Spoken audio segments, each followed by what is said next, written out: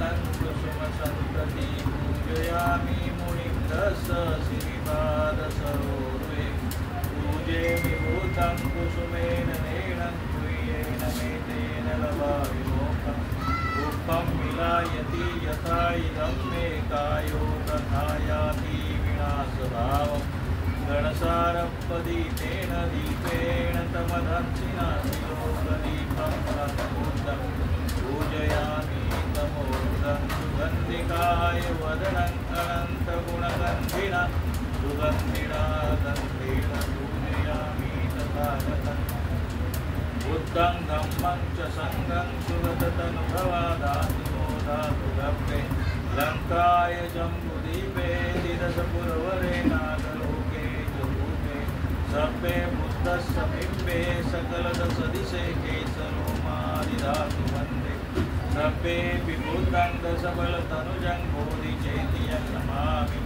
वन्दामि चैत्यं सब्बं सब्बडानेषु पठितं शारीरिकधातुं महाबोधि बुद्धरूपं सदलं सदा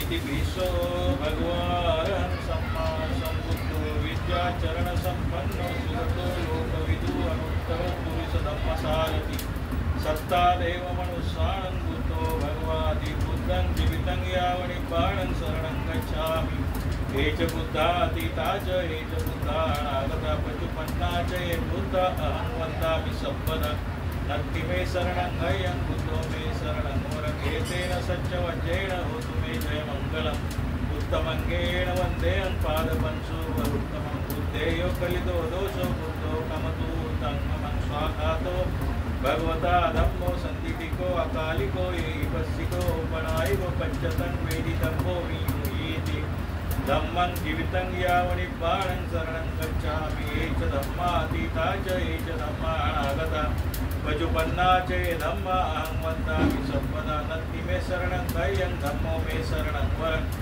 एतेन सच्चवज्रेण होतु मे जयमङ्गलमुत्तमङ्गेण वन्देऽहं धम्मं च द्विविधं वरम् धम्मेयो कलितो दोषो धम्मो कमतु तन्ममं सुपरिपन्नो भगवतो सावत संघो पूजिपरिपन्नो भगवतो सावत संघो न्यायपरिपन्नो भगवतो सावत संघो सामीचिपरिपन्नो भगवतो सावत संघो यदिदं चत्तारि पुरुषयुगानि अष्टपुरुषपुङ्गला एष भगवतो सावत संघो आहुनेयो बाहुनेयो दक्षिणेयो अञ्जलिकरणीयो अनुत्तरं पुण्यगेतं लोकसादि संघं जीवितं यावनिर्वाणं शरणं गच्छामि ये च संघातीता च ये च संघानागता पचुपन्ना च ये संघां वन्दामि सर्वदा नत्ति मे शरणं गयं संघो मे शरणं वरम् एतेन सच्चवज्रेण होतु मे जयमङ्गलम् उत्तमङ्गेन वन्देऽहं संघं च द्विविधोत्तमं संघेयो कलितो दोषो संघो कमतु धम्ममङ्गेतेन सत्यवचेन पातु तन्त्रतरन्तयन् एतेन सत्यवचेन पातु तन्त्रतरन्तयन् एतेन सत्यवचेन पातु तन्त्रतरन्तयन् साधु बुद्ध धम्माच बच्चे भूता संगाच सामिका दासो अंगस्मि मे ते संगुणं चातु सिरे सदा त्रिशरणं तिलक्कण उपेक्षं निर्माणं अंतिमं सुवंदे शिरसा नित्यं लभामि द्विधामहं त्रिशरणं च सिरे धातु तिलक्कणं उपेक्षा च सिरे धातु निर्माणं चातु मे सिरे बुद्धे सकरुणे वंदे धम्मे पञ्चेक संबुद्धे संघे च शिरसा एव तिदानि च नमामि सत्त्ववाद अपमादवचनान्तिमं सर्वे पिचेते वन्दे उपजाय चरिये मम मयं परामदेजेन चित्तं पापे नुत्यतन्ति अतपव्रतं शुद्धं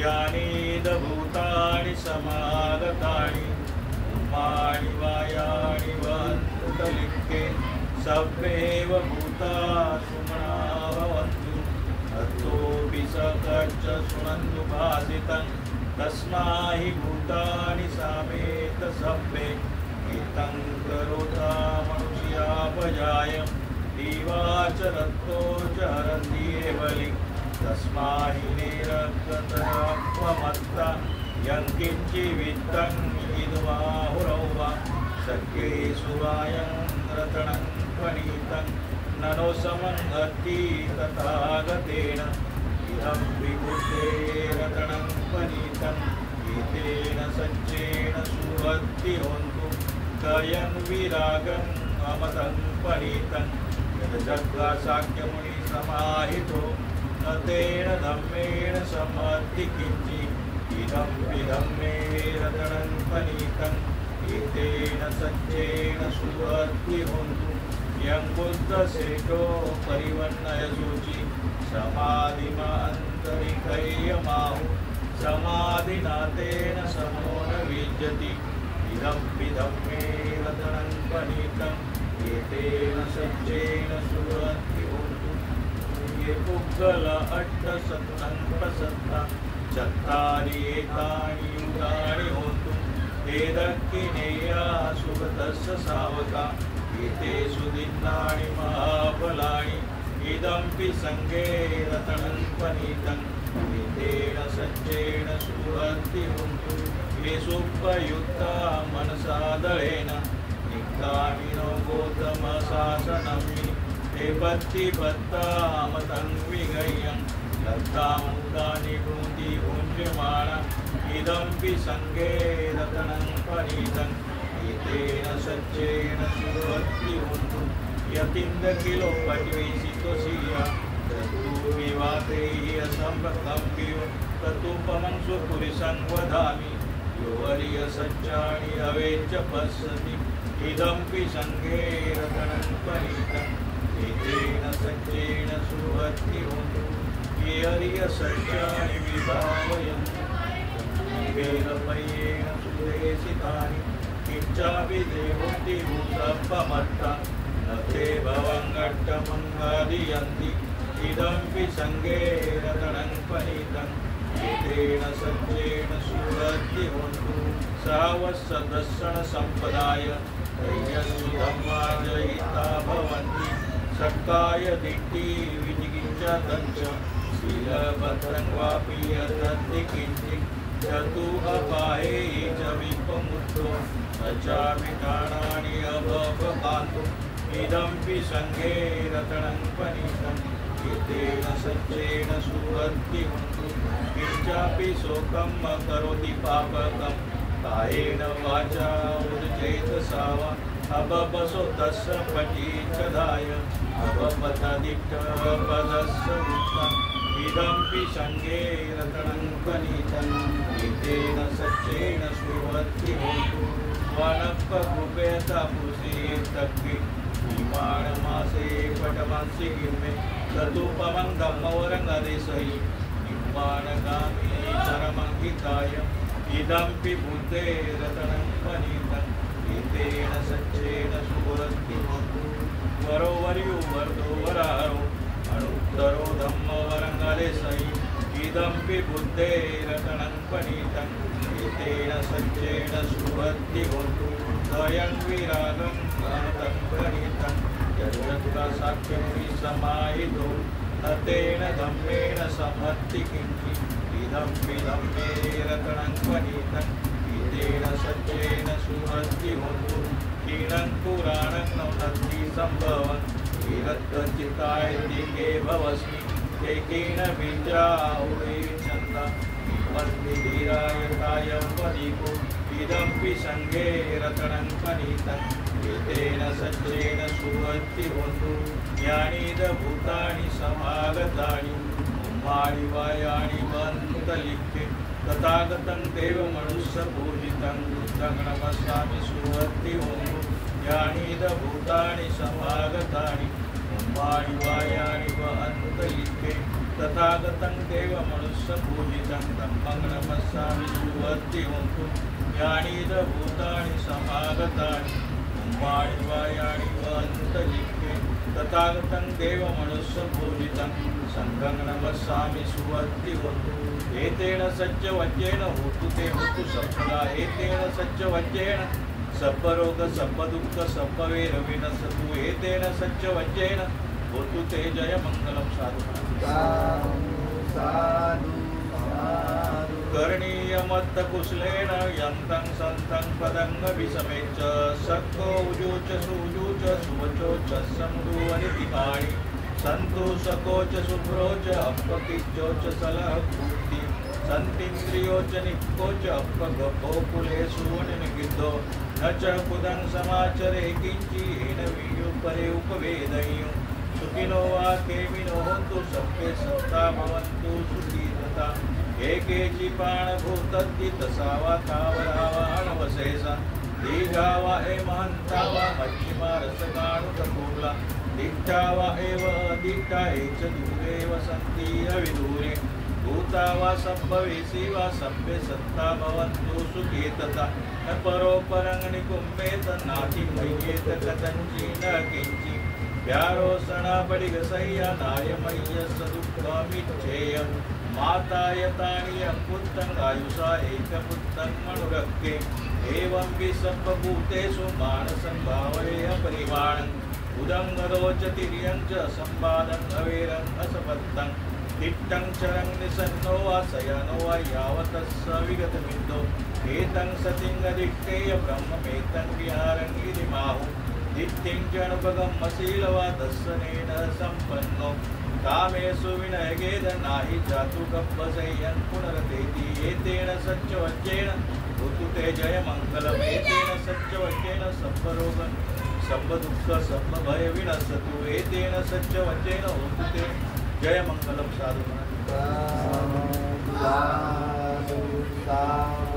बहुदेवा मनुषा च मंगलानि अचिन्तय्वा धन्यमाना सोत्तानं कुरु मंगलमुत्तमम् असेवना च बालानं पंडितानं च सेवना पूजा च पूजनीयानं एतं मंगलमुत्तमम् पतिरूपदेशवासो च मुक्तेश्च कतपुण्यतात्तसमापनीरे च एतं मङ्गलमुत्तमं बाहु सचं च शिल्पं च विनयो च सुशिक्षितो सुभाषिता च या वाचा एतं मङ्गलमुत्तमं माता पितुपट्टानं पुत्रधारस्य सङ्गो अनाकुला च कम्मन्ता एतं मङ्गलमुत्तमं दानं च धम्मचर्याचर्य सच्चानदर्शन निर्वाण सच्चिकिर्या च एतं मङ्गलमुत्तमम् आरति विरति पापमज्जपाना च संयमो अपमादेषु धम्मेषु एतं मङ्गलमुत्तमं कन्तिं च सोवच सत्ता समणानं च दर्शनं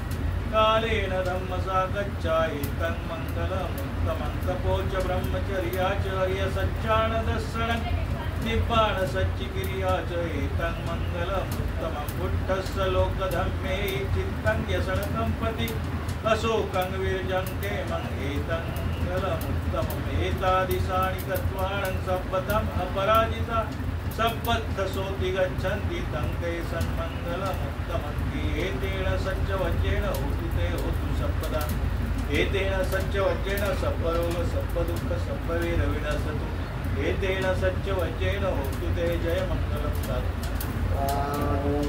साधु इमिना पुण्यकम्मेन उपज्याया गुणोत्तरा आचार्योपकारा च माता पिता पिया मम सूर्यो चंद्रमा राजा गुणवंता नरापि च ब्रह्मा महाराज इंद्रा च लोकपाला च देवता यमो मित्ता मनोसा च मज्जिता वेदिकापि च सर्वे सत्ता सुखी होन्तु पुण्यानि पिगतानि मे सुखं च त्रिविधं वेन्तु कृपं पापेतो मतं इमिना पुण्यकम्मेन इमिना उद्देशेन च कृत्वाहं सुलभे चैव तनुपादानच्छेदनं ये सन्तानि नादम्म यावनिब्बाणतो मम नः सन्तु सबदा एव यथा जातो भवे भवे उजचित्तो सति कय्यो सल्लेखो विहर्मिणा मारालबन्धु लोकास कार्तञ्चु विरेषु मे बुद्धो दीपवरो नातो धम्मो नातो तरोमं नातो पच्चेक्षं बुद्धो च संघो नातो तरोमं तेजोत्तमानुभावेन मारुका संलवन्तु इमाय धम्म पटिपत्य बुद्धं पूजेमि इमाय धम्म पटिपत्य धम्मं पूजेमि इमाय धम्म पटिपत्य संघं पूजेमि अद्धा इमाय पटिपत्य जाति जरा मरणिमा परिमुच्यसामि इमिना पुण्यकम्मेन मामे बाल समागमो सतं समागमो होन्तु यावनिब्बाणपत्य देवो वसतु कालेन सस्य सम्पत्ति हेतु च हितो भवतु लोको च राजा भवतु धम्मिको इमाय बुद्धपूजाय कथाय शुद्धचेतसा चिरं तिष्ठन्तु सद्धम्मो लोको होतु सुखी तथा दुःखपत्ताजिनि दुःख भयपत्ताजिनि भय शोकपत्ताजिनि शोका होन्तु सभ्ये पिपाणिनो यथावता च अम्मे सम्पदं कुह्य सम्पदा सर्वे देवानुमोदन्ति सर्व संपत्ति सिद्धिया दानं ददन्तु श्रद्धाय शीलरक्षन्तु सर्वदा भावना वीरता होन्तु गच्छन्तु देवता गता सर्वे बुद्धा बलवत्ता पचेकानं च यङ्बलम् अरन्तानं च तेजेन रक्तं वन्दामि सर्वसो आकाशट्टा च भूमट्टा देवानागामहिन्दिका पुण्यन्तमनुमोदित्वा चीररत्नन्तु शासनं आकाशट्टा च भूमट्टा देवानागामहिन्दिका पुण्यन्तमनुमोदित्वा चीररक्तन्तु देशना आकाशट्टा च भूमट्टा देवानागामहिन्दिका पुण्यन्तमनुमोदित्वा चीररक्तन्तु त्वपरिधि आता माझ्या पाठीमा कायेन वाचा चित्तेन प्रमादेन मया कृतं अच्चयं कममे भन्ते भूरि मय्या तथागतं कायेन वाचा चित्तेन प्रमादेन मया कृतं अच्चयं कममे धम्मं सन्निधिकं अकालिकं कायेन वाचा चित्तेन प्रमादेन मया कृतं अच्चयं कममे संघं पुण्यकेतं गणोत्तरं साधु साधु साधु साधु या ठिकाणी आपण महत्त्वाचे असे पर्यंत सुक्त जे आहे ते आपण या ठिकाणी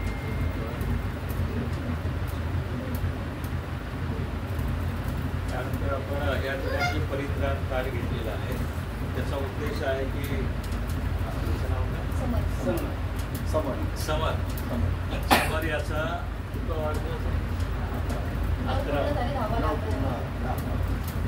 समर याचा 10वा वाढदिवस आहे त्यानिमित्ताने आपण या ठिकाणी बुद्धपूजेचं आयोजन केलेलं आहे परित्राण कार्य घेतलेलं आहे आणि त्याच्या भविष्यामध्ये मंगल व्हावं याची आपण सगळ्यांनी या ठिकाणी भावना व्यक्त केली तर तुझा वाढदिवस आहे तुझं लक्ष असलं पाहिजे आणि परत कसं आहे की जे ज्या ठिकाणी आपण राहणार आहे ते लक्षात घेतलं पाहिजे म्हणजे भविष्याच्या गोष्टी महत्त्वाचं आहे तर हा जो वाढदिवस आहे त्यानिमित्त आपण त्याचं जे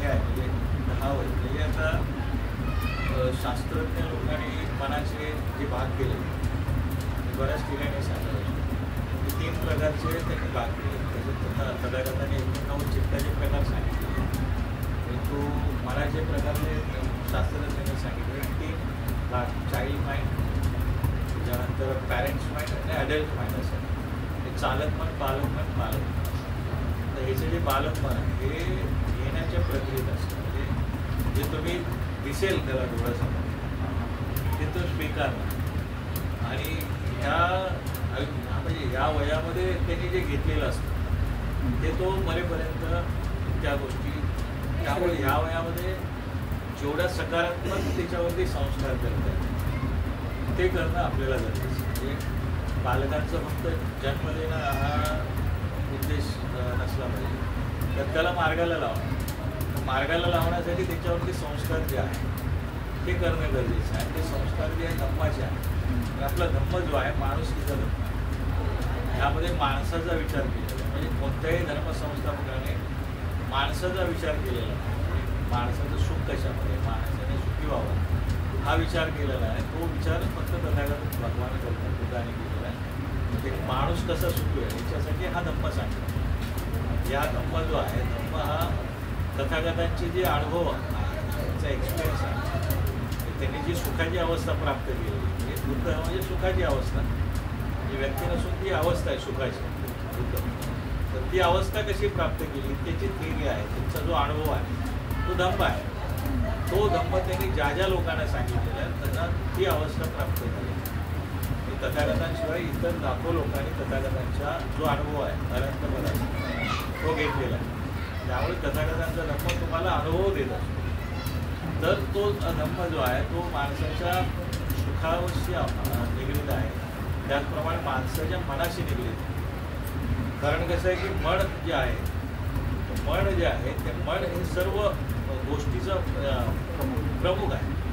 हे धम्म ह्याच्यावर धम्मपदामध्ये जे मनोकुपरी धम्म मनसुख पहिलीच नाही, त्यामध्ये तथागत म्हणतात मन जे आहे एवढं श्रेष्ठ आहे, त्याच्या माध्यमातून तुम्ही एखादी गोष्ट कुशल केली तर त्याचा विपाक जो आहे तो तुम्हाला कुशलच होणार.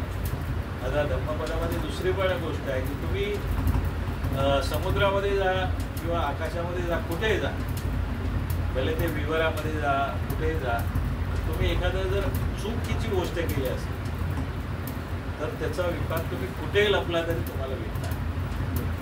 त्यामुळे चुकीच्या गोष्टी करू नये ह्यासाठी धम्माने सांगितले. त्यामुळे आपलं जे मन आहे, मनावरती विशेष आपल्याला तथागतांनी काम करायला सांगितलं. त्यामुळे मनाला वळण देणं हाच तथागतांचा धम्म आहे. आपण मेडिटेशन करत असतो, आनापानसती करतो. आनापानसतीने काय साध्य होतं तर आपल्याला जागृतीची अवस्था, म्हणजे आपण सतत जागृत असतो. म्हणजे थायलंडसारख्या ठिकाणी तुम्ही 24 तास कसे आनापानसतीमध्ये राहू शकता याचं प्रॅक्टिकल तिथे करून घेतो. तर जागृतीमुळे काय होते की तुम्ही कोणती गोष्ट तुमच्या मनामध्ये अकुशल आली की लगेच तुम्ही जागृत असता. तर ती गोष्ट काय करते, तुम्ही ती गोष्ट कुशल आहे ती टाळता, कुशल गोष्ट तुम्ही काय करता स्वीकारता. म्हणजे तथागतांचा धम्म जो आहे तो तुम्हाला मनाला वळण देण्याचं सगळ्या ज्या प्रोसिजर आहे, शील आहे. कारण कसं आहे अरहंतपद म्हणजे काय नक्की म्हटलं अरहंतपद काय, अरहंतपदामध्ये मनातले 10 जे विकार सांगितले ते बाहेर काढणं. म्हणजे अरहंतपदामध्ये तुम्ही 10 विकार काढल्यानंतर काय देवीची इच्छा वगैरे हे प्रकार आहे. तर हे काढल्यानंतर तुमचं मन जे आहे ते अनंतपदाचे म्हणजे ह्या ज्या तथागतांच्या धर्मामध्ये ज्या पण आपण इथे शब्द ह्याच्यामध्ये म्हटलं आहे संघपूर्वकामध्ये अष्टम कला ज्या अनंतपदाच्या पायरीपर्यंत जाण्याच्या ज्या हे आहेत म्हणजे पद्धती आहेत, म्हणजे 8 प्रकारच्या आहेत. त्याच्यामध्ये स्वतःवरील मार्ग आहे, बल आहे, बरोबर. तर यामध्ये तुम्ही मनाचे विकार काढत असता. म्हणजे याच्यामध्ये तुमची परत 31 श्लोक आहे. ह्याच्यामध्ये पण हा धम्म जो आहे संशोधनाचा धम्म, कारण त्रिपिटक 2500 वर्षापूर्वी तथागतांनी केलं. त्याच्यामध्ये त्यावेळेचे कन्सेप्ट त्या एखाद्या शब्दाविषयी काय असतील आणि आत्ताचे आपण काय समजतो हा एक भाग आहे. त्याच्यामुळे जे 31 श्लोक आहेत त्याच्यामध्ये पहिले जे काम लोक असं म्हटलं जातं, त्याच्यानंतर पहिल्या ध्यानाचे, दुसऱ्या ध्यानाचे, अशा पद्धत हे जे लोक आहेत तुमच्या ध्यानाच्या अवस्था म्हणजे तुमची मानसिक अवस्था म्हणजे सर्वसाधारण हे आहे ब्रह्मविहार, 4 ब्रह्मविहार. तर 4 ब्रह्मविहारामध्ये काय मैत्रा, करुणा, मुदिता आणि उपेक्षा ही मनाची अवस्था तुम्ही प्राप्त केली तर तुमची म्हणजे ब्रह्म झाला. म्हणजे जे 4 ब्रह्मविहार म्हणतो ना, बुद्धिझम, महायान बुद्धिझममध्ये त्याचे कन्सेप्ट काय केले त्यांनी तथागतांची 4 मोठी असलेली शिल्प तयार केली 4 ब्रह्मविहाराची. त्याला नंतर ब्रह्म वगैरे आता जे लोक जे म्हणतात ब्रह्म वगैरे, तर ती अवस्था आहे. म्हणजे तथागतांचे जेवढे पण धम्मामधले हे आहे, तुमच्या मनाच्या अवस्था काय, लोकोत्तर अवस्था, त्यामध्ये जे 4 ध्यान लोकोत्तर आहे, त्यावेळी तुमच्या मनाची काय अवस्था, हे आपण पहिलं ध्यान म्हणतो. त्यामध्ये हे आहे, म्हणजे त्यामध्ये एकाग्रता आहे, प्रीती आहे, सुख आहे, त्याच्यानंतर विचार आहे, विचक्र आहे, ह्या 5 अवस्था. म्हणजे आणि तुम्ही पहिल्या ध्यानाला प्राप्त करता म्हणजे काय, तुमच्या ध्यानातले 5 जे विकार म्हणजे तुमच्या मनातले 5 विकार, विचिकिच्छा किंवा द्वेष आहे, त्याच्यानंतर संभ्रम आहे, हे जे 5 विकार तुम्ही नष्ट करता, त्यावेळी तुम्ही पहिल्या पायरीत जाऊन तुम्ही काय प्राप्त करता, तर वितर्क विचार, त्याच्यानंतर प्रीती, सुख आणि एकाग्रता. म्हणजे हे जेवढं तथागतांचा धम्म आहे, हा पूर्ण मनावरतीच बेस आहे. अभिधम्म हा पूर्ण जो सायकोलॉजीचा विषय आहे, तो पूर्णपणे तथागतांच्या मनावरती आहे. त्यामुळे मनाला तथागतांच्या धम्मामध्ये श्रेष्ठ दिलेला आहे. श्रेष्ठत्व ह्याच्यासाठी दिलेलं आहे की तथागत म्हणतात, तुमचं जे सुख आहे किंवा दुःख आहे, हे कोणतेही तुमच्या आयुष्यामध्ये सुख येणार असेल किंवा दुःख येणार असेल, तर ह्याला सर्वस्वी तुम्हीच जबाबदार आहे. आणि कर्मसिद्धांत तथागतांनी जसं सांगितलं, कारण तुम्ही जसं कर्म कराल त्याचं फळ तुम्हाला तसंच भेटणार आहे. त्यामुळे आपल्याला मनाच्या माध्यमातून काय करायचं, कुशल करायचं. कुशल केल्यामुळे काय होणार, त्याचा विकास जो आहे कुशल होणार आहे. त्यामुळे तथागतांचं धम्म तुम्हाला आपण एक गाथा घेतली ना, ती सप्प म्हणजे धम्म पाळायचं, सप्प पाप संपन्न कुशल सचित्त परिवर्तन. यामध्ये कसं आहे की कुशल गोष्टींचं आपल्याला काय करायचं, संपादन करायचं, अकुशल गोष्टी करायच्या नाही, चित्ताची परिवृत्ती करायची, हे तथागतांचं शासन आहे. त्याचप्रमाणे तथागत पुढे काय म्हणतात, नतावता धम्म धरो यावता बहुभाषी योच्या अपनी सुखवान काय. म्हणजे धम्माचा खूप अभ्यास केला, हे करणं गरजेचं आहे, पण नाही केला, फक्त अभ्यास करणार आहे, फक्त बडबडत होतो, परंतु त्यानुसार आचरण करत नसेल तर त्याला धम्मधर्म म्हणतात. त्याला धम्माचा आचरण करणारा जो कमी आहे, कमी वाचतो, परंतु त्याच्यावरती अंमलबजावणी, त्यालाच तथागत म्हणतात. त्या ठिकाणी धम्मधर्म. त्यामुळे तथागतांचा धम्म जो आहे, धम्माचे जे 3 भाग पडतात, त्याच्यामध्ये पडा जे आहे आणि परिसंवेदन ह्या महत्त्वाच्या गोष्टी. तर त्यामध्ये परिसंवेदन जो आहे तो अनुभव घेणं धर्माचा. धम्माचा अनुभव काय, तर सुखाची अवस्था, तो अनुभव, तो तथागतांच्या धर्माचा. त्यासाठी बेस जो आहे, पहिला पाया जो आहे शील आहे. जोपर्यंत तुम्ही शीलामध्ये प्रॉपरली हे होत नाही, प्रतिष्ठित होत नाही. म्हणजे विशुद्धी मग या पुस्तकामध्ये पहिलीच गाथा आहे, शिले पती आहे. जो पुरुष जो आहे, जो माणूस आहे, शीलामध्ये प्रतिष्ठित होत नाही, त्याला तथागतांच्या धर्माचा कोणताही अनुभव येऊ शकतात. त्यामुळे बेस जो आहे आपला तो शील आहे, त्याच्याशिवाय म्हणजे पुढे आपण जाऊ शकत नाही. त्यामुळे आपण त्रिशरण पंचशील प्रत्येक ठिकाणी म्हणत असतो, त्याच्यासाठीच म्हणत असतो की आपण मेमराईज करायचं. आता हे जे आहे ते घरामध्ये आपण रोज हे करायचं. रोज उठल्यानंतर आपल्याला त्रिशरण पंचशील पंचांगला हे करायचं असतं. का करायचं असतं की आपल्याला दिवसभर जो घालवायचा, सकाळीच मेमराईज करायची, मला अशा पद्धतीने दिवस घालायचा, पंचशीलाचं मला पालन करायचं, दानसारखं पडायचं, धम्माचं अनुसरण करायचं, संघासारखी आचरण करायचं. हे जे आपण सकाळी उठल्यानंतरच हे करायचं. ह्या गोष्टी आहेत, ही आपल्या घरातली मुलं जे आहेत ते बघत असतात आणि त्यानुसार मग त्यांना ती सवय लागते. बरं, आता ती सवय लागल्यामुळे कसं होईल की हे योग मी बऱ्याच वेळा सांगतो, आता जेवढे भौतिक गोष्टींकडे आकर्षित होणार आहे. म्हणजे जगामध्ये आता लवकर तरुण आकर्षित होतील असं वातावरण निर्मित आहे. लोकांना ज्या मूलभूत गरजा आहेत त्याच्यापेक्षा मॉलमध्ये फिरणं, त्याच्यानंतर एन्जॉय करणं, ह्याच्याकडे तरुणांचा भले म्हणजे आत्ता जे आहे बाबासाहेबांनी जे आपल्याला कामगार कायद्यांमध्ये 8 तासाची ड्युटी दिली होती, तुम्हाला जो आराम दिला होता, एक माणूस म्हणून ज्या गोष्टी कायद्यामध्ये दिल्या होत्या त्या गोष्टी आता नष्ट करायच्या मागे चालल्या. तुम्हाला आता कसं रोजंदारीवर कामं झालं, 12 तास कारगिरी दिलं जातं किंवा तुमच्या म्हणजे तुम्हाला जो सरकारी म्हणजे पूर्वीच्या नोकरदारांना जो आराम असायचा स्वतःच्या विकासाकडे, कुटुंबाच्या विकासाकडे इकडे देण्यासाठी भरपूर वेळ असायचा. तसं जे आत्ताचं हे युग आहे याच्यामध्ये तुम्हाला अशा ह्याच्यामध्ये अडकवलेलं आहे, तुम्ही त्या चक्करमध्येच पडत असाल. तुम्ही वैयक्तिक उन्नतीसाठी लक्ष देत नाही, परंतु ह्याच्यातून परत तुम्हाला बाहेर पडू द्यायचं नाही, तर तुमच्या मनोरंजनासाठी मॉल्स आहेत, मजा करण्याची आहेत, हे डेव्हलप करतात. अशा वातावरणामध्ये आपल्याला मुलांना वाढवायचं, त्यामुळे त्यांना जास्तीत जास्त सद्धम्मिक म्हणजे धर्मानुसार आचरण करणं त्याच्यावरती म्हणजे आपल्याला ते हे द्यायचं, म्हणजे आपल्याला प्रशिक्षण द्यायचं. तुम्ही मोठे झाल्यानंतर द्या लागाल तर ते त्यावेळी ऐकण्याच्या म्हणजे मनस्थितीत असतात. त्यामुळे लहानपणी हे जे संस्कार जे आहेत ते संस्कार आपण धर्मागे दिले. पंचशीलेचं महत्त्व सांगितलं, पानादी पाताळी अहिंसा का करायची नाही ते सांगितलं. तर अहिंसेसंबंधी धम्मपदामध्ये चांगलं सूत्र हे आहे, दंडवक्तामध्ये आहे. सभ्येत संती दंडसं सभ्यसंग जीवितंक्रिय अत्तानो उपमंतत्वा न हानेय राहते.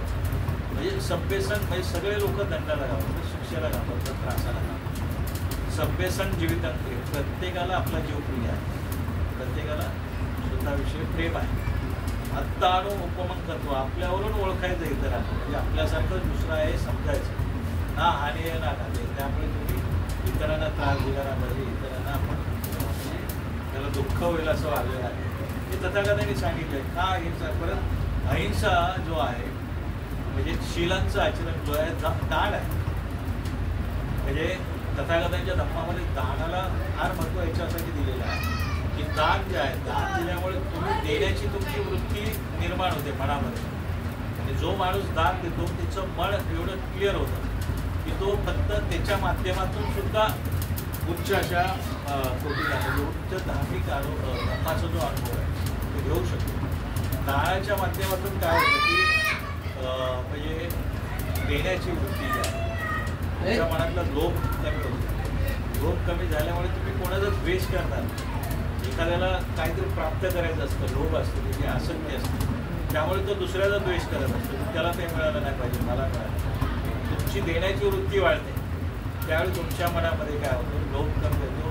आणि एकाग्रता जी आहे मेडिटेशनमध्ये ह्या गोष्टी म्हणजे जे 3 हेतू सांगितलेले पूर्णपणे घालवल्याशिवाय एकाग्रता आपल्याला साध्यच होणार. त्यामुळे दान देणं जे आहे, आता शील कसं दान आहे, तर तुम्ही एखाद्याला म्हणजे पुढच्या माणसाला माहिती आहे की तुम्ही पंचशीलाचं पानादी बातेचं आचरण करता, म्हणजे तुम्ही काय करता, मला मारणार नाही, तुम्ही त्याला अभयदान देता. तुम्ही काय करता, त्याला अभयदान देता की बाबा हिच्यावर स्वतःला काही घेणार, त्या प्राण्याला अभय झाले की बाबा हा माणूस मला त्रास देणार नाही, मला हे करणार नाही, ते अभयदान. तुम्ही चोरी करत नाही, तुम्ही शेजारच्यांना बाकीच्यांना अभयदान येते म्हणजे की बाबा हा माणसावर माझ्या घरात हे होणार नाही, त्रास होणार नाही असं. कामेश मिच्छाचार म्हणजे व्याभिचार आहे, स्त्रीला तुमच्याकडून अभय असतं, हा माणूस एकदम प्रॉपर आहे, तुमच्याकडून मला कसला हे दानच आहे. तर ह्या ज्या गोष्टी आहेत म्हणजे शीलांचं आचरण एक दानसुद्धा आहे. आणि ह्याच्या माध्यमातून तुमचं मन जे आहे सकारात्मक होतं. सकारात्मक मन जे आहे, मन तुमच्या आयुष्यामध्ये म्हणजे माणसाला प्रगती करायची असते तर मन आणि शरीर दोन्ही सुदृढ लागतात. शरीर चांगलं असण्यासाठी आपण काय म्हणतो चांगलं म्हणजे मन सुदृढ होण्यासाठी आपल्याला त्याला संस्कार द्यावे, संस्कार धर्माचे द्यावे लागतात. संस्कार देण्यासाठी आपल्याला धर्माचा आधार घ्यावा लागतो. आणि मेडिटेशन आहे, शीलांचं आचरण, ह्या गोष्टी आपल्याला मुलांच्या मनामध्ये चांगल्या पद्धतीने जबरदस्ती नाही तुम्ही कराल तर ते तुम्ही जसं कराल म्हणजे आईवडील त्यांचे आयडॉल असतात मुलांचे. आईवडिलांकडे बघून मुलं तसे हे करायला डेव्हलप. त्यामुळे तुम्ही घरामध्ये आचरण केलं, घरामध्ये वाद केले, घरामध्ये एकामेकांचा रिस्पेक्ट केला पाहिजे. एखाद्याची म्हणजे नवरा बायको असतील परंतु एखाद्याची वस्तू आहे विचारून घेतली पाहिजे परवानगीने, नाहीतर ती चोरी होते. ह्या ज्या गोष्टीत हे म्हणजे मुलं बघतात. आणि ते तथागतांचा धम्म हा जेंटलमन बनवण्याचा एक मोठा प्रोग्राम म्हणजे म्हणजे युरोपमध्ये ते लोक जसे एकदम शिष्टाचार होतात, एकदम प्रॉपर बाळगतात. म्हणजे एखाद्यांना रिस्पेक्ट देणं किंवा नियमांचं आचरण करणं हे शिष्टाचार जो आहे तो पहिल्यांदा तथागतांनी धम्मामध्ये आणलेला आहे. म्हणजे पूर्वी जे गोसावी होते त्यावेळी 62 प्रकारचे वेगवेगळे पंथ होते तथागतांनी. ते आता आपण कुंभमेळ्यात पाहिलं तसे भटकायचे सगळे भिक्षू, त्यांना नियम नसायचे काय नसायचे. तथागतांनी या लोकांना नियमांमध्ये बांधला आहे. त्यांना एक कसं तुम्ही रस्त्याने चालताना पण कसं चाललं पाहिजे, तुम्ही वागताना पण कसं वागलं पाहिजे, बोलताना कसं वागलं पाहिजे, ह्या गोष्टींचे नियम दिले. आणि तुम्हाला एक सिस्टम म्हणजे आयडॉल म्हणजे एक चांगला माणूस कसं बनायचं त्याचं प्रशिक्षण दिलं. म्हणजे तथागतांचा धर्म हा सदाचारी माणूस बनवण्याचा एक प्रकार आहे. त्यामुळे तुम्ही जर विदेशामध्ये गेला, जे जी बौद्ध राष्ट्र आहे त्या ठिकाणी तुम्हाला चुकीचे वर्तन करताना फार म्हणजे चुकीचे वर्तन करताना फार कमी लोक दिसतात, परंतु विनयाने वागणारे लोक जास्तीत जास्त दिसतात. त्या ठिकाणी मी थायलंडमध्ये असताना बऱ्याच ठिकाणी तो अनुभव सांगतो की त्या ठिकाणी मी जेवढ्या दिवस होतो आरडाओरडा पाहिलेला नाही. त्याच्यानंतर कोणाशी मोठ्याने भांडणं आहे किंवा त्याच्यानंतर रस्त्याने पण बघितले ट्रॅफिक जो आहे भले बाजूला किती रस्ता मोकळा असतो ओव्हरटेक करून असं जाणार नाही, तो त्याच्या लेनमध्येच जाणार. त्याच्यानंतर हॉर्न वाजवणं हा प्रकार तिथे जवळजवळ नाही. म्हणजे ह्या गोष्टी ज्या आहेत तर तुम्ही भूतान आहे, भूतान सिग्नल नाहीत त्या देशाला, भूतानमध्ये सिग्नल नाहीत, पण लोक बौद्ध लोक आहेत ते एकदम विनयाने वागतात, शिस्तीने वागतात. बाबासाहेब ज्यावेळी म्यानमारमध्ये गेले होते, म्यानमारमध्ये गेलं असताना तिथे परिषद होती, त्यांनी त्या ठिकाणी पाहिलं की तिथे एक विहार आहे मोठं, त्याच्यामध्ये सोन्याची मूर्ती आहे आणि सोन्याची पूर्णपणे तिथे भरलेलं आहे. परंतु बाबासाहेब म्हणतात की ते संध्याकाळी दरवाजे पण लावत नाही, पण कोणी त्या ठिकाणी चोरी करत नाही. तिथले लोक आहेत घरामध्ये शक्यतो टाळे लावत नाहीत तिकडे. हे त्या लोक ते जो त्यांच्यामध्ये डेव्हलपमेंट झालेलं आहे म्हणजे शिलांचं आचरण करायचं, त्यासाठी बाबासाहेब आंबेडकरांना आपल्या समाजाकडून जी अपेक्षा होती हा समाज असा बनला पाहिजे, मैत्री असली पाहिजे याच्यामध्ये, शिलाने वागली पाहिजे, ते उन्नती करते. तर माणसाची उन्नती करण्यासाठी शरीर आणि मन दोन्ही गरजेचं आहे. त्यामुळे जगामधली जी पण प्रगती झाली ती मनाच्या शक्तीने झाली. माणसाला वाटलं मला आकाशात उडायचं आहे, माणसाने विमानाचा शोध लावलेला, कोणी शक्ती बाहेरच्या शक्तीने लावलेला. माणसाने जेवढे पण आपण आधुनिक उपकरणं बघतो हे सगळे माणसाने केलेले आहेत मनाच्या शक्तीच्या जोरात. मनात आल्याशिवाय तुम्ही जागेवरून उठू पण शकणार, मनात आल्याशिवाय तुम्ही जेवू पण शकणार. एखादा माणूस आजाराच्या शेवटची घटका मुदत झाली पण इच्छाशक्ती आहे त्यातून बाहेर पडेल इच्छा. त्यामुळे मन तुमचं जेवढं प्रबल आहे त्या गोष्टीने म्हणजे एखाद्याने ठरवलं की मला असं करायचं आहे त्याच्यामध्ये झोपून देऊ करणारच त्यामध्ये प्रगती. त्यामुळे तथागताचा धम्म आहे तो तुम्हाला मनाला वळखतो, तुमच्यामध्ये बदल करण्याचा सांगत असतो. त्यासाठी हा सगळं 84,000 तथागतांनी उपदेश केलेले. ते उपदेशाच मुळे कशासाठी आहे की तुमचं आता आपण जेवढ्या गाथा राहिल्या ते काय मंत्र आहे, ते उपदेश आहे कसं करायचं. आता त्या काळी तथागतांची भाषा पाली होती, पालीमध्ये म्हटल्यानंतर सगळ्यांना समजलं जायचं. आता कसं आहे की जगाने ठरवलेलं आहे की पाली हा शब्दामध्ये एक प्रकारचं व्हायब्रेशन तथागतांच्या मुखातून होतं. त्यामुळे जगामध्ये चॅटिंग जे आहे ते पालीमध्येच केली, परंतु त्याचा अर्थ पण आपण समजून घेतला पाहिजे. आता मगाशी आपण रतनसुत्ता म्हणालो, ह्याचा जो इतिहास सांगताना सांगतात की रतनसुत्ता आहे वैशालीमध्ये ज्यावेळी तिथे दुष्काळ होता, पाऊस पडला नव्हता, रोगराई होती, त्यावेळी तथागतांना त्या ठिकाणी आमंत्रित केलं तथागतांनी त्या ठिकाणी रतनसुत्ताचं पठण केलं आणि काय झालेलं आहे त्या ठिकाणच्या ह्या गोष्टी ज्या आहेत जे दुष्काळ आहे, रोग आहे हे नष्ट झालेलं. पण तसं बघून चालणार. तथागतांनी तिथे रतनसुत्ता म्हटलं, रतनसुत्तामध्ये काय सांगितले, धम्म सांगितले. तथागतांनी तो धम्म त्या ठिकाणी दिला असं लक्षात घ्यायचं. वैशालीच्या लोकांना तथागतांनी हा धम्म दिला तिथे, धम्मानुसार आचरण केलेलं. त्यावेळी त्यांच्या जे दुःख असेल, कारण त्या काळी जे दलित म्हणजे लिहिणारे जे आहेत तर वेगळ्या पद्धतीने लिहायचे. जातक कथा जो कन्सेप्ट आहे बऱ्याच वेळा तिथे कन्फ्युजन काय होतं, जातक कथा पुनर्जन्माच्या तथागतांनी ह्याचा जन्म घेतला आणि मग तथागतांनी म्हणजे पुनर्जन्म हे करतात की तथागतांनी तो जन्म घेतला. असं ह्यामध्ये एक पंजाबी ग्रस्त आहे बौद्ध धर्माचा अभ्यास करणारे 10 वर्ष ते तथागतांच्या जातक कथांवरती म्हणजे अभ्यास करतात. त्याचा चावला म्हणून त्याचं एक चॅनल पण आहे यूट्यूबला, वॉक म्हणून चॅनल आहे तसा वॉक. त्याच्यामध्ये तो ह्या जे हे आहे जातक कथा त्यांचा उलगडा होता, म्हणजे डिकोड करून टाकतो ते. तर त्यांचं असं म्हणणं आहे जातककथा हे तथागतांचा धम्म जो आहे, हे एका विहारामध्ये हजारो भिक्षू असायचे तथागतांच्या काळात. आणि तथागतांचा संघ फार विशाल होता. तर हे आहे ते मॅनेजमेंट आहे. हा तथागतांचा संघ आहे, त्याला मॅनेज पण करावं लागायचं ना. संघामध्ये अनेक विचाराचे लोक, अनेक ह्याचे असतात, वाद असतात. विनयपीठक त्याच्यातूनच निर्माण झालेलं आहे. तर ह्या लोकांना जे आहे डॅमेज, म्हणजे संघामध्ये जर डॅमेज झाला तर त्याला कंट्रोल कसं करायचं. तर डॅमेज कंट्रोल म्हणजे जो हे आहे म्हणजे जातकथा आहे तो, म्हणजे त्यामध्ये एखाद्या म्हणजे त्याचे 3 भाग आहेत. पूर्वकथा आहे, त्याच्यानंतर वर्तमान कथा आहे, नंतर हे आहे त्याचं रिझल्ट. तर ह्याच्यामध्ये एखाद्या भिक्षूने एखादी चूक केली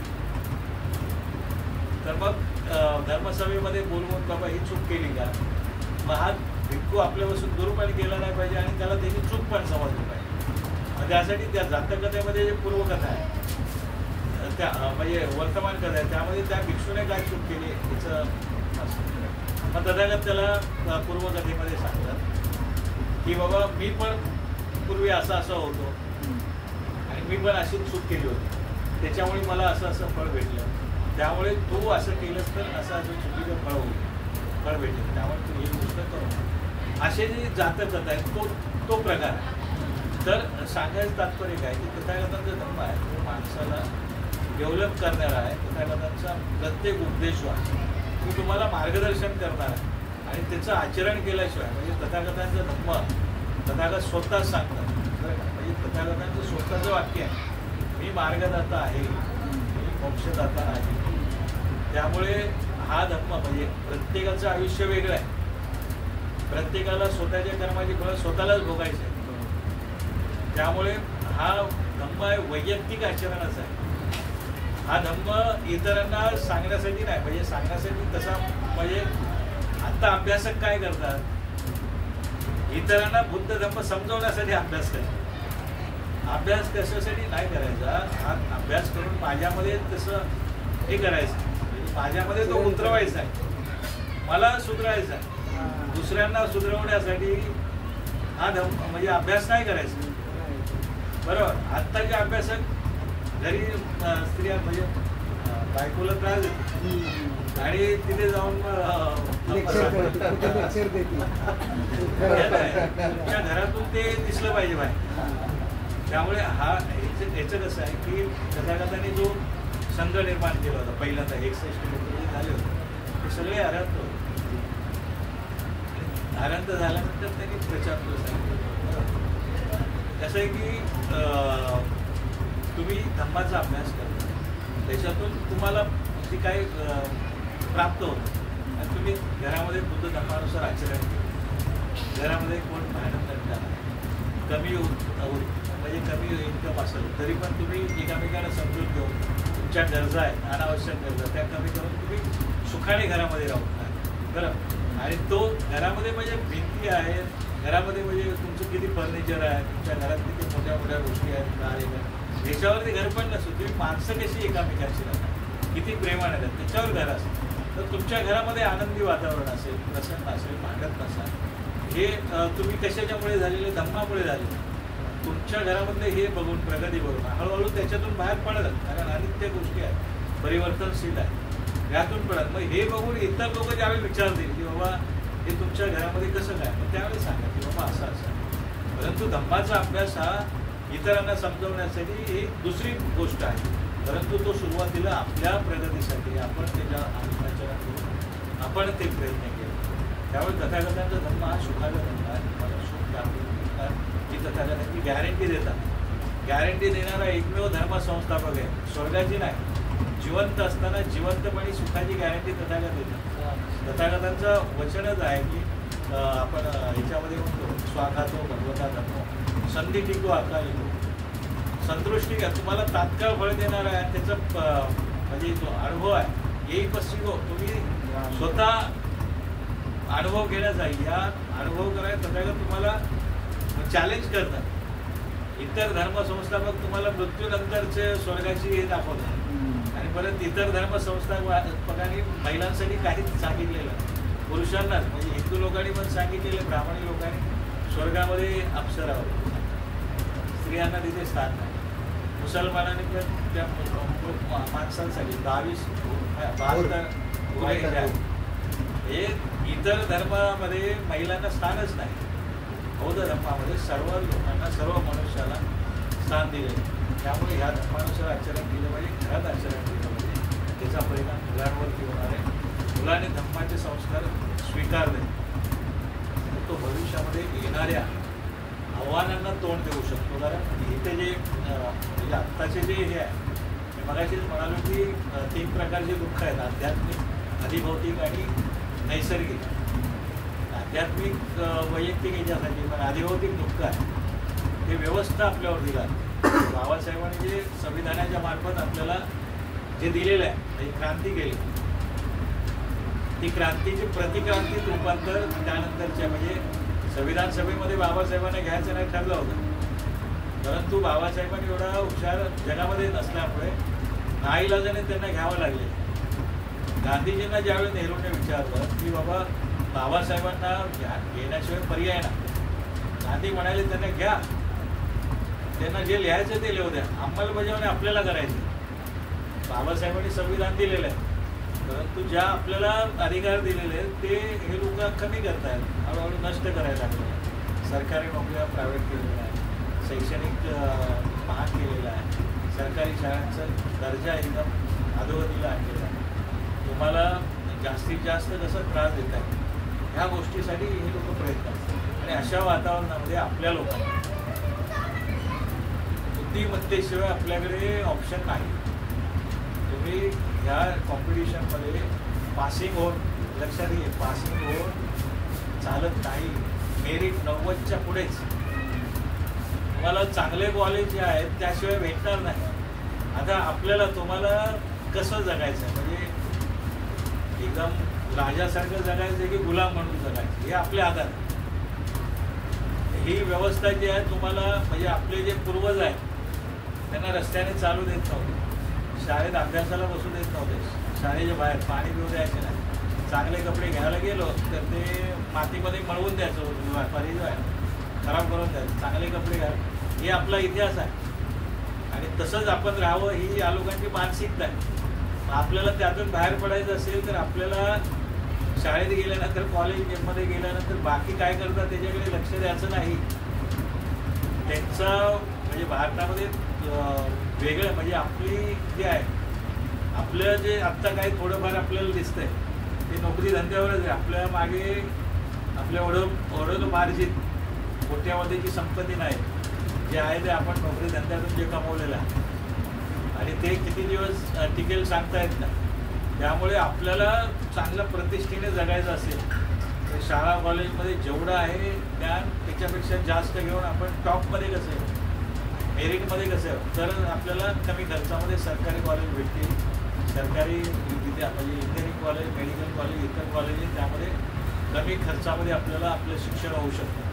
स्कॉलरशिप ज्या बंद केल्या त्या भेटू शकतात. त्यामुळे मुलांनी तर जास्तीत जास्त पुढच्या भविष्यामध्ये जर आपल्याला वाटचाल करायची तर त्याला धर्मानुसार त्यांच्यावरती संस्कार केले पाहिजे. खाण्यापाण्यासाठी ध्यान कंपल्सरी मुलांकडून घ्यायचं करून मनाची शक्ती त्याच्यामुळे वाढते आणि त्यांना जास्तीत जास्त धार्मिक बनवायचं. आणि परत ह्यासाठी तुम्ही ह्याच्यामध्ये डेव्हलप झाला तर बौद्ध राष्ट्र आपल्याला मदत करायला आहे. प्रॉपर तयार झाला तर बौद्ध राष्ट्र जपान आहे, थायलंड आहे, म्हणजे आमच्या ज्यातून जे भिक्षू झाले थायलंडमध्ये स्थायिक आहे, जपानमध्ये स्थायिक आहे. आपल्याला जग मदत करायला तयार आहे, परंतु आपण तसं आचरण करून आपण आपली डेव्हलपमेंट केली पाहिजे आणि ते घरात केल्यानंतर मुलांवरती त्याचा परिणाम. त्यामुळे घरात